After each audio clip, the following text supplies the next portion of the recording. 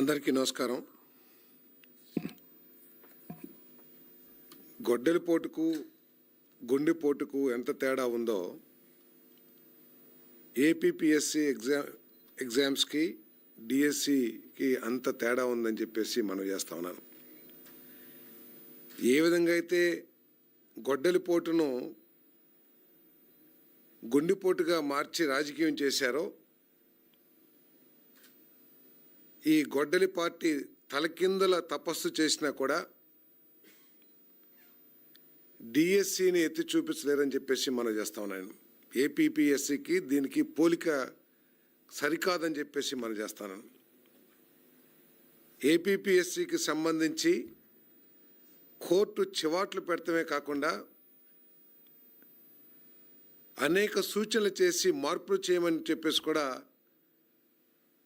ఏపీపీఎస్సిలో జరిగిన తప్పుల్ని ఎత్తి చూపించినా కూడా దున్నపోతు మీద వాన పడినట్లు వైఎస్ఆర్ కాంగ్రెస్ పార్టీ, ఆ గొడ్డలి పార్టీ నాయకుడు వ్యవహరిస్తున్న తీరు చూస్తుంటే అర్థమవుతుందని చెప్పేసి మనం చేస్తా ఉన్నాను. డిఎస్సికి సంబంధించి ఏ కోర్టు కూడా ఎక్కడా తప్పు జరిగిందని చెప్పేసి చెప్పలేదు.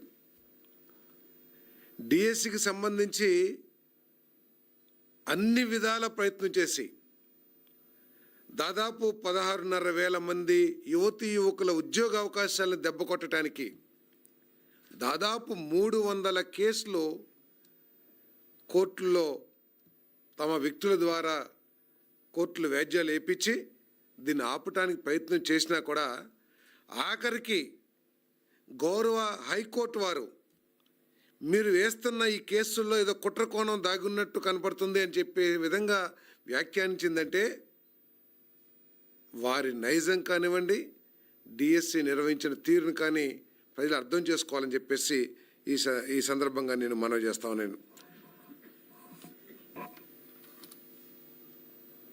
ఏ విధంగా అయితే గొడ్డలిపోటుని తప్పుదో పట్టించడానికి కుట్లు వేసి గుండెపోటు అని చెప్పేసి ప్రజలను నమ్మించడానికి ప్రయత్నం చేశారో, డిఎస్సి విషయంలో మీరు ఎన్ని ప్రయత్నాలు చేసినా కూడా మీకు ఎక్కడా కూడా ఆధారాలు లభ్యం కాలేదని చెప్పేసి మనం చేస్తాను. కోర్టులు కూడా దీని మీద 300 కేసులను కూడా మరి రిజెక్ట్ చేసిన విషయాన్ని కూడా గుర్తించాలని చెప్పేసి నేను మనవి చేస్తా ఉన్నాను. రాజ్యాంగబద్ధంగా పార్లమెంటు ద్వారా, అసెంబ్లీ ద్వారా స్థాపితమైన యూపీఎస్సి, ఏపీపీఎస్సి సంస్థలంటే ఈ దేశ ప్రజలకి, ప్రత్యేకంగా యువతి యువకులకి గొప్ప విశ్వాసం. ఈ సంస్థల ద్వారా నిర్వహించబడుతున్న పరీక్షల్లో ఈ దేశ విధానాల్ని, రాష్ట్ర విధానాల్ని అమలు చేసే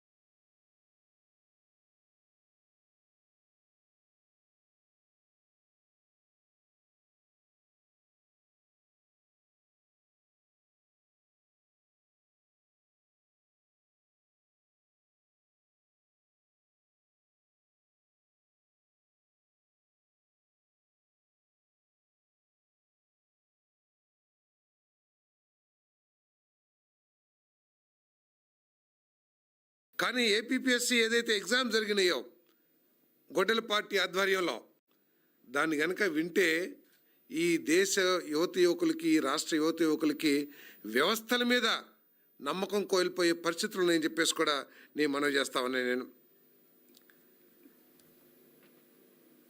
మన 10వ తరగతి పరీక్షల దగ్గర నుంచి ప్రభుత్వం నిర్వహించే ఏ పరీక్షలైనా తీసుకోండి, మీరు చాలా పకడ్బందీగా పారదర్శకంగా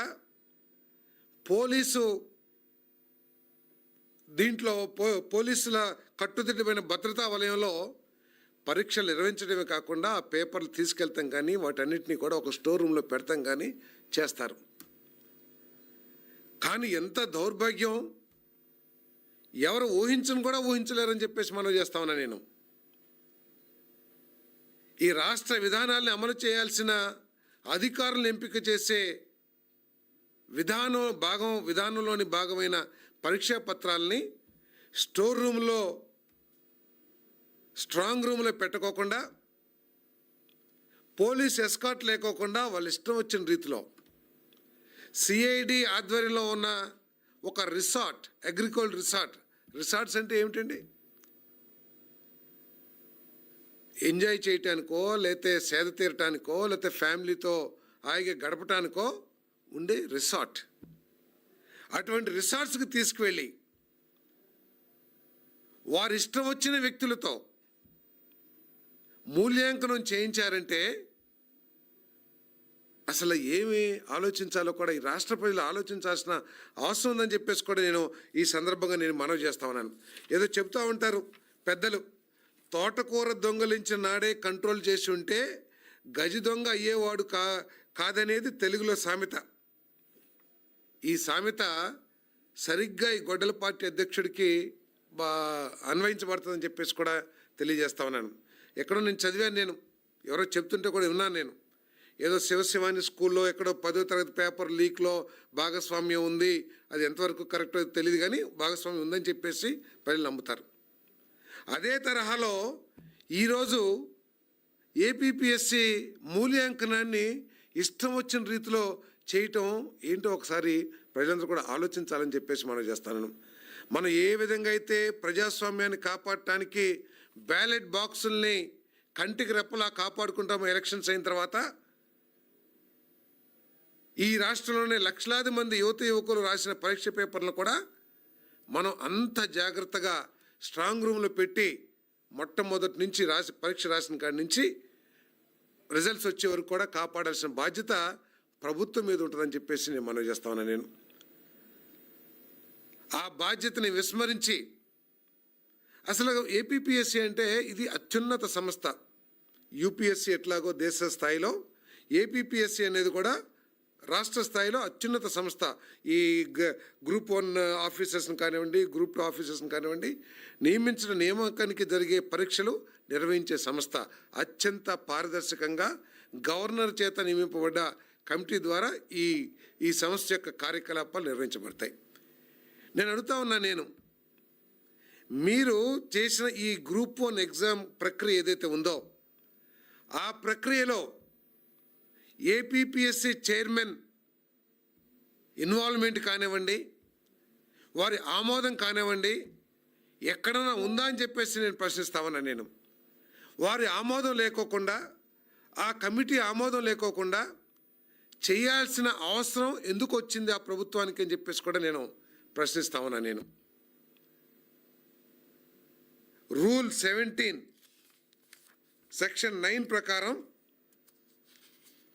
ఏ నిర్ణయాత్మకమైన పేపర్ అయినా సరే, రూల్ 17 క్లాజ్ 19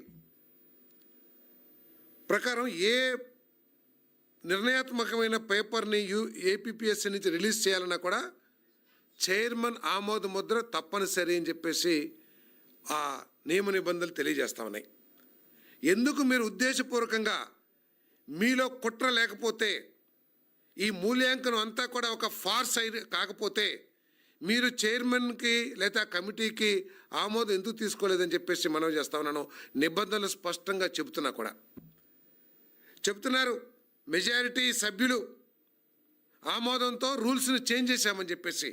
కానీ ఏపీపీఎస్సీ నిబంధనలే చెబుతూ ఉన్నాయి, రూల్స్ చేంజ్ చేయాలంటే మెజారిటీ సభ్యులు ఒప్పుకున్నా కూడా ఆ ఏదైతే రూల్స్ని చేంజ్ చేశారో ఆ చేంజ్ చేసిన రూల్స్ని రాష్ట్ర ప్రభుత్వం ద్వారా గవర్నర్కి పంపించి గవర్నర్ గారి ఆమోదం తీసుకుని మాత్రమే ఆ మార్చిన రూల్స్ని ఇంప్లిమెంట్ చేయాల్సిన బాధ్యత ఉంటుందని చెప్పేసి మనం చేస్తామని నేను.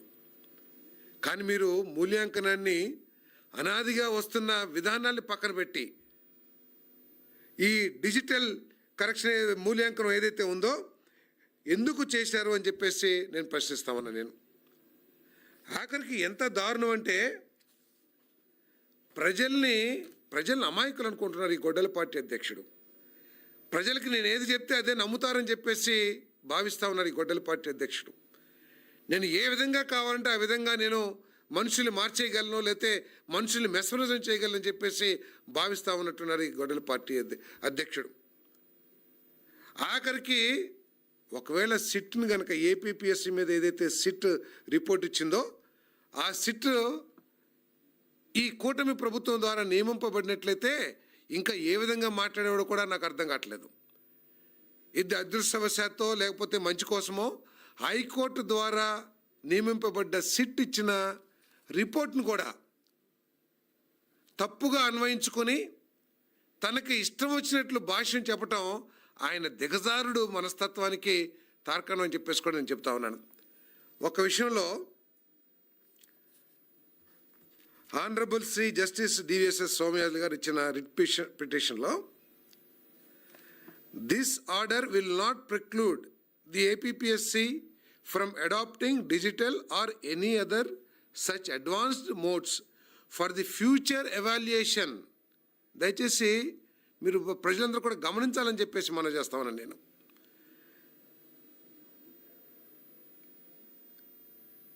Any other such advanced mode for the future evaluation, future examinations. However, the decision to adopt these new or emerging methods should be taken strictly as per the law. APPSC law ఏంటి? మీరు ఏదైనా కొత్త adapt చేసుకోవాలంటే కమిటీలో approval తీసుకుని గవర్నమెంట్కి పంపించి government ఆమోదాన్ని గవర్నర్కి తెలియజేసి గవర్నర్ ద్వారా మార్చాలి. అది లా. మీరు అదేమీ చేయకోకుండా మీరు డిజిటల్ ఎవాల్యుయేషన్ చేసేసి అసలు డిజిటల్ ఎవాల్యుయేషన్కి ఏపీపీఎస్సీలో మొన్నటి వరకు అసలు ఏదైనా ఒక ఎస్ఓపి ఏదైనా ఉందా అని చెప్పేసి నేను ప్రశ్నిస్తా ఉన్నాను జగన్మోహన్ రెడ్డి గారిని. డిజిటల్ ఎవాల్యుయేషన్ ఏదైతే మీరు అడాప్ట్ చేశారో లేకపోతే లేటెస్ట్ టెక్నాలజికల్ డెవలప్మెంట్ అని మీరు ఏదైతే చెప్తున్నారో దానికి ఒక ఎస్ఓపి ఏ విధంగా డిజిటల్ వాల్యుయేషన్ చేయాలి అని మీ దగ్గర ఎస్ఓపి ఉందా అని చెప్పేసి నేను ప్రశ్నిస్తా ఉన్నాను. ఎస్ఓపి ఏ విధంగా చేయాలని విధి విధానాలు లేకోకుండా మీకు ఇష్టం వచ్చినట్లు డిజిటల్ ఎవాల్యుయేషన్ చేసేసి ఆ డిజిటల్ ఎవాల్యుయేషన్ కూడా ఎవరితో చేపించారు? పారదర్శకంగా కాకుండా మీ మిత్రులతోనో మీ అధికారుల మిత్రులతోనో చేపించేసి ఆఖరికి హైకోర్టు ద్వారా చివాట్లు తిన్న విషయాన్ని కూడా పక్కన పెడతానికి ప్రయత్నం చేశారు జగన్మోహన్ రెడ్డి అని చెప్పేసి మనం చేస్తాం. డిజిటల్ మూల్యాంకనాన్ని హైకోర్టు తప్పు పట్టలేదంటూ మరో తప్పుడు అంశాన్ని జగన్ తెర మీదకు తీసుకొచ్చాడు. హైకోర్టు జగన్మోహన్ రెడ్డి గారు తెలివిగా ఏం చేస్తారంటే ఒక 10 పేజీల జడ్జిమెంట్ ఉంటే లేదా 10 పేజీల రిపోర్ట్ ఉంటే దాని మొత్తంలో ఎక్కడో ఒక 5 లైన్లు వారు చేసిన తప్పుకి సర్దిద్దుకోవటానికి అవకాశం ఉన్న కొన్ని లైన్లు ఏదైతే ఉంటాయో ఆ లైన్లు తీసుకుని తన తప్పుని కప్పిపుచ్చుకోవటానికి ప్రయత్నం చేస్తాడు జగన్మోహన్ రెడ్డి గారు అని చెప్పేసి నేను మనవి చేస్తాను. అంతేకాదు ఆఖరికి ఎగ్జామినర్స్ని ఎవరైతే మూల్యాంకనం చేస్తారో ఆ ఎగ్జామినర్స్ని కూడా నియమించేటప్పుడు ఏపీపీఎస్సీ చైర్మన్ గారి ఆమోదం తప్పనిసరి నిబంధనల ప్రకారం. మీరు ఏ అవసరం కోసం ఏమి సాధించడం కోసం చైర్మన్ గారిని పక్కన పెట్టి చైర్మన్కి సంబంధం లేకోకుండా మీరు ఎగ్జామినర్స్ లిస్టు తయారు చేశారు. దురదృష్టం. యువత అర్థం చేసుకోవాలి. ఈ రాష్ట్రంలోని తమ భవిష్యత్తును ఎదుర్కొంటూ కష్టపడుతున్న యువకులు అర్థం చేసుకోవాలి. ఈ ఎగ్జామినర్స్లో కార్పెంటర్సు, ప్లంబర్సు వీళ్ళు కూడా ఉన్నారని కూటమి ప్రభుత్వం చెప్పట్లా. హైకోర్టు చేత నియమింపబడ్డ సిట్ ధృవీకరిస్తూ ఉంది. ఎవరిని పడితే వాళ్ళని ఇష్టం వచ్చినట్లు ఎగ్జామినర్స్గా చేశారు. ఆఖరికి ఎగ్జామినర్ పరీక్ష రాసిన ఒక సిస్టరే ఎగ్జామినర్గా కూడా అపాయింట్ అయింది. ప్లంబర్సు, కార్పెంటర్సు, డైలీ కూలీలు, హౌస్ వైఫ్స్ వీళ్ళు ఎగ్జామినర్స్గా ఉంటే యువత ఆలోచించమని చెప్పేసి మనం చేస్తామని నేను. ఇటువంటి పార్టీ అధికారంలోకి వస్తే మన భవిష్యత్తు ఏమవుతుంది? మన పెద్దలు ఎంతో కష్టపడి సాధించిన స్వతంత్రం ద్వారా, మా అంబేద్కర్ గారు రచించిన రాజ్యాంగం ద్వారా ఏర్పడిన వ్యవస్థలు ఏ విధంగా ఛిద్రమైపోతాయో యువత, ప్రజలు కూడా అర్థం చేసుకోవాలని చెప్పేసి కూడా నేను మనవి చేస్తామని నేను. అంతేకాదు దీంట్లో ఏపీపీఎస్సి నోటిఫికేషన్లోనే చెప్తారు వైట్నర్ ఎక్కడా వాడకూడదని చెప్పేసి. మనం ఏదైతే టైప్ చేసేటప్పుడు తప్పు వస్తే వైట్నర్ పూసేసి దాని మీద మళ్ళీ ఆ లెటర్ని కొడతాం, ఇది మాన్యువల్ టైప్ రైటర్స్లో. వైట్నర్ వాడకూడదని చెప్పేసి నోటిఫికేషన్లోనే, ఈ ఒక్క నోటిఫికేషన్లో కాదు, అనాదిగా వస్తున్న నోటిఫికేషన్ అన్నింటిలో కూడా వైట్నర్ వాడకూడదని ఉంటుంది. కానీ ఇష్టం వచ్చినట్లు వైట్నర్ పూసేసి మార్కులు వేశారు, వైట్నర్ పూసి జవాబులు మార్చేశారు. ఎందుకు ఆ నిబంధన పెట్టారు? కరెక్ట్గా రాసిన విద్యార్థిని శాబిటైజ్ చేయటానికి, లేకపోతే అతను నష్టపరచడానికి ఎవరైనా సరే వైట్నర్ పెట్టి తప్పు ఆన్సర్ రాయొచ్చు. లేదు, ఎలిజిబిలిటీ లేని క్యాండిడేట్కి వైట్నర్ పెట్టి మళ్ళీ మంచిగా కరెక్ట్ ఆన్సర్స్ రాసి అతనికి అవకాశాలు కల్పించవచ్చు. అదేవిధంగా ఎవరైనా సరే కరప్ట్ ఎగ్జామినర్ ఉంటే అతను చేసేసి వైట్నర్ పెట్టేసి మార్కులు ఏదైనా జరగవచ్చు, సిబ్బంది చేయొచ్చు, లేకపోతే ఇంకెవరైనా చేయొచ్చు. అటువంటి అవకాశం ఉంటుందని చెప్పేసి వైట్నర్ ఉపయోగించకూడదని చెప్పేసి నోటిఫికేషన్లోనే ఉంటే వారు మార్కులు ఓఎంఆర్ షీట్లలో కూడా వైట్నర్ పెట్టారు, జవాబు పత్రాల్లో వైట్నర్ పెట్టారు. ఇంతకంటే దారుణమైన విషయం ఈ దేశంలో ఎక్కడ జరుగుంటుందా అని చెప్పేసి నేను అడుగుతా ఉన్నా. మనం మాట్లాడుతూ ఉంటాం, పక్కనోడు పేపర్ చూస్తే కాపీయింగ్ కొట్టాడంటారు. ఏదన్నా హాల్లో పుస్తకాలు ఇచ్చేసి పరీక్ష రాపిస్తే, ఏదైనా ప్రైవేట్ యాజమాన్యమో లేకపోతే ఏదైనా సరే పుస్తకాలు ఇచ్చి రాపిస్తే మాస్ కాపీయింగ్ అంటాం. పరీక్షకు ముందే క్వశ్చన్ పేపర్ బయటకు వస్తే పేపర్ లీక్ అంటాం. మరి ఇన్ని అవకతవకలు, మోసాలు, కుట్రలు జరిగిన ఈ మూల్యాంకాన్ని ఏమనాలో ఈ రాష్ట్ర యువకులు ఆలోచించాలని చెప్పేసి కూడా నేను ఈ సందర్భంగా నేను తెలియజేస్తా ఉన్నా. మరి వారు ఏదో చెప్తున్నారు, ఏపీపీఎస్సి మన సిట్ రిపోర్ట్ మీద సిబిఐ అని చెప్పేసి అదని చెప్పేసి. నేను అడుగుతా ఉన్నా, సిట్ రిపోర్ట్ గౌరవ హైకోర్టు నియమించిన సిట్ రిపోర్ట్, దీని మీద బహిరంగ చర్చకు సిద్ధమా? ఏ వైఎస్ఆర్సీపీ నాయకుడైనా సరే, గొడ్డలి పార్టీ అధ్యక్షుడైనా సరే, యువకుల మధ్య మనది ఈ రిపోర్ట్ మీద చర్చకి సిద్ధమా అని చెప్పేసి నేను ఛాలెంజ్ చేస్తా ఉన్నాను. ఈరోజు స్పష్టంగా రిపోర్ట్ ఇచ్చింది. సిఎఫ్ఎస్ఎల్ డాక్యుమెంట్ ఎగ్జామినేషన్ సమ్మరీ మొత్తం 165 సెలెక్టెడ్ క్యాండిడేట్స్ పేపర్లు ఈ టెస్టింగ్కి పంపిస్తే దాంట్లో candidates with corrections in OMR sheets, అంటే మార్కులు ఏదైతే వేస్తారో ఆ ఓఎంఆర్ 160 పేపర్లు దిద్దబడ్డాయి. Initials absent 16, signatures mismatch, signatures tally కాకుండా ఉన్న పత్రాలు 89, matching with chief examiner matching అయిన 87 అయితే మిస్ మ్యాచింగ్ 2. ఆఖరికి చీఫ్ ఎగ్జామినర్స్ కూడా మరి ఈ విధంగా చేశారంటే అంటే ఎటువంటి వ్యవస్థని జగన్మోహన్ రెడ్డి గారు గొడ్డలి పార్టీ అధ్యక్షుడు ఆ రోజు తయారు చేసుకున్నాడో ఈ రాష్ట్ర ప్రజలు అర్థం చేసుకోవాలి. బటన్ నొక్కుడు చాటున, సంక్షేమ కార్యక్రమాల పేరు చాటున ఎటువంటి మోసాలు, ఎటువంటి కుట్రలు, ఎటువంటి దారుణాలు జరిగినాయో ఈ రాష్ట్ర ప్రజలు అర్థం చేసుకోవాలని చెప్పేసి మనం చేస్తాను. ఎవరైతే సంక్షేమ పథకాలు పొందుతున్నారో వారి పిల్లలు కూడా ఇటువంటి పరీక్షల్లో హాజరయ్యి ఉంటారు. వారి పిల్లల భవిష్యత్తు కోసం ఎంతో ఎదురుచూపులు చూసుంటారు. ఈ విధంగా తమకి కావాల్సిన పిల్లలకి మార్కులు వేయించుకుని నిబంధనలకు విరుద్ధంగా వారిని ఉన్నత స్థానాలకు పంపిస్తే మన పేద పిల్లల భవిష్యత్తు ఏమిటో ఆ తల్లిదండ్రులందరూ కూడా ఆలోచించాల్సిన అవసరం ఉందని చెప్పేసి మనవి చేస్తాను నేను.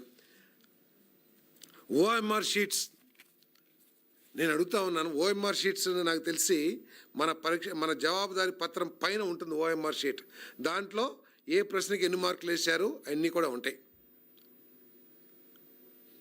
అసలు డూప్లికేట్ ఓఎంఆర్ షీట్స్ తెచ్చుకోవాల్సిన అవసరం ఏపీపీఎస్సికి ఆ గొడ్డలపాటి ప్రభుత్వానికి ఎందుకు వచ్చిందని చెప్పేసి అడుగుతా ఉన్నా నేను.